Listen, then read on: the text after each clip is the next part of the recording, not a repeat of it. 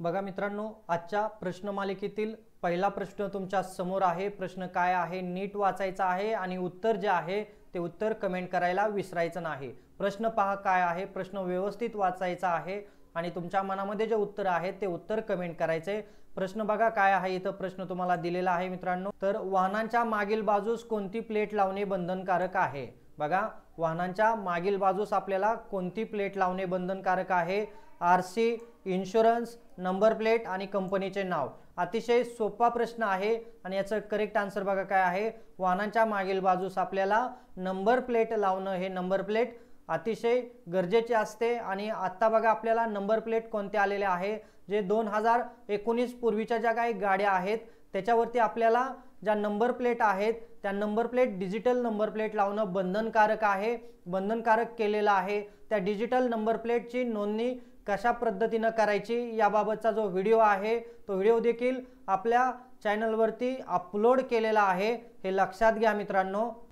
तर बघा पुढचा प्रश्न मित्रांनो तुमच्या समोर आहे, कलम 103 नुसार काय लागू होते? कलम 103 जे आहे त्या 103 नुसार काय लागू होते? सार्वजनिक वाहन परवाना, लायसन निलंबित, अपघात भरपाई, हेल्मेट नियम। 103 नुसार आपल्याला काय लागू होतं हे विचारलेलं आहे आणि याचं करेक्ट आन्सर आहे सार्वजनिक वाहन परवाना। आलं का लक्षात? चला पुढचा मित्रांनो प्रश्न तुमच्या समोर आहे, अपघातात मृत्यू झाल्यास नुकसान भरपाई कोण ठरवतं? बघा, दुर्दैवानं असं कोणाच्या बाबतीत होऊ नये, परंतु घडलं तर आपल्याला ह्या गोष्टी माहीत असणं अतिशय गरजेचं असतं। तर अपघातात मृत्यू झाल्यास नुकसान भरपाई कोण ठरवतं असं आपल्याला इथं विचारलेलं आहे आणि त्याचं ऑप्शन दिलेले आहेत बघा इथं, वाहतूक पोलीस, मोटार अपघात दावा न्यायाधिकरण, त्यालाच काय म्हटलं जातं MACT, RTO आणि जिल्हाधिकारी। तर बघा याचं करेक्ट आन्सर मित्रांनो काय आहे, तर मोटार अपघात दावा न्यायाधिकरण जे आहे ते काय करत असतं, अपघातात जर मरण पावलं किंवा मृत्यू पावलं तर त्याची जी काही नुकसान भरपाई आहे त्या नुकसान भरपाईची जी काही व्हॅल्यू असेल, जी काही किंमत असेल ते किंमत ठरवत असतं। पुढचा प्रश्न मित्रांनो तुमच्या समोर आहे, वाहन विक्री नंतर किती दिवसात नाव बदल आवश्यक आहे? बघा, जर आपण आपली गाडी कोणाला विकली असेल तर त्याच्यामध्ये नावात बदल करून घेणं किती दिवसात बंधनकारक आहे आपल्याला इथं विचारलेलं आहे। अतिशय महत्त्वाचा प्रश्न आहे मित्रांनो। आणि बघा इथं दिवस किती असतात, 7 दिवस, 14 दिवस, 30 दिवस आणि 60 दिवस। कधी आपल्याला ते करायचं आहे, तर याचं करेक्ट आन्सर आहे मित्रांनो 30 दिवसाच्या आत आपण आपली गाडी समोरच्याच्या नावावरती करून देणं किंवा समोरच्याकडून आपण गाडी विकत घेतली असेल तर ती आपल्या नावावर करून घेणं बंधनकारक असतं। आलं का लक्षात? पुढचा प्रश्न मित्रांनो तुमच्या समोर आहे, प्रश्न काय आहे पहा इथं, पुढचा प्रश्न काय आहे नीट पहा, व्यावसायिक वाहनांना दर किती वर्षानंतर फिटनेस तपासणी आवश्यक आहे? या प्रश्नाचं उत्तर तुम्हाला सगळ्यांना माहित आहे, त्यामुळे पटपट उत्तर कमेंट करा। तर व्यावसायिक वाहनांना दर किती वर्षानंतर फिटनेस तपासणी आवश्यक आहे? 1 वर्ष, 2 वर्ष, 6 महिने आणि 5 वर्ष। चला याचं करेक्ट आन्सर आहे मित्रांनो दरवर्षी काय करावं लागतं, जे काही व्यावसायिक वाहनं आहेत त्या व्यावसायिक वाहनांना त्यांची जी काही फिटनेस तपासणी आहे ती फिटनेस तपासणी करून घ्यावी लागते। पुढचा प्रश्न मित्रांनो तुमच्या समोर आहे, वाहन चालवताना ध्वनी प्रदूषण मर्यादा कोण ठरवतो?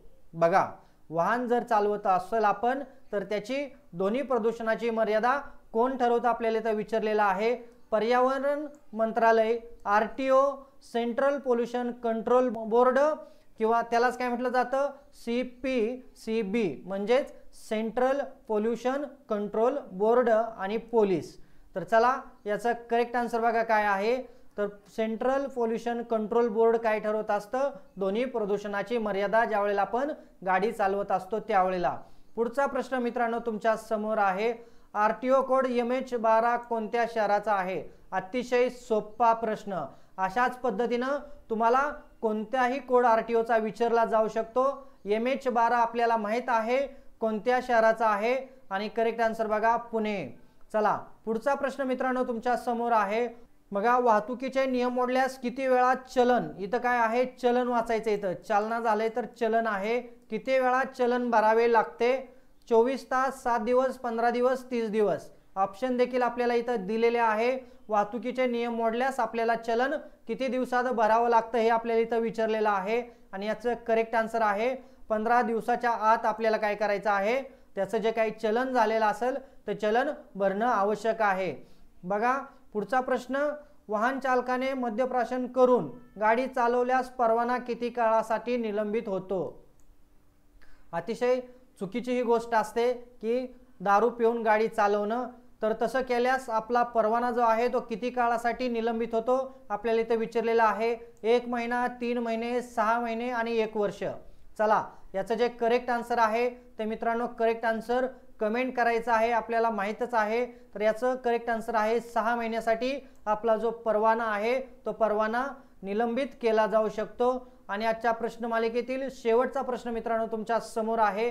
हा प्रश्न पाहण्याच्या अगोदर माझी तुम्हाला मनापासून एक विनंती राहील, तुम्ही अजूनपर्यंत जर आपल्या चॅनलला लाईक, सबस्क्राईब आणि शेअर केलं नसेल तर प्लीज आपल्या चॅनलला लाईक करा, सबस्क्राईब करा आणि सगळ्यात महत्त्वाचं म्हणजे बेल आयकॉनचं बटन दाबायला विसरू नका मित्रांनो, म्हणजे असेच नवनवीन व्हिडिओ सर्वात अगोदर तुमच्यापर्यंत येऊन जातील। तर बघा प्रश्न काय आहे, वाहन परवाना घेण्यासाठी किमान वय किती असावे? LMV साठी कंसात दिलेला आहे। इथे तुम्हाला कोणतंही टाइप दिला जाऊ शकतो हे लक्षात ठेवा। तर वाहन परवाना घेण्यासाठी किमान किती वय आवश्यक आहे? 16 वर्ष, 18 वर्ष, 21 वर्ष आणि 25 वर्ष। चला करेक्ट आन्सर काय आहे बघा, तर 18 वर्ष जे आहे ते 18 वर्ष किमान आपल्याला असणं आवश्यक आहे LMV वाहनाचा परवाना घेण्यासाठी। तर मित्रांनो भेटूया अशाच नवनवीन प्रश्नांबरोबर पुढच्या लेक्चरमध्ये। जय हिंद, जय महाराष्ट्र।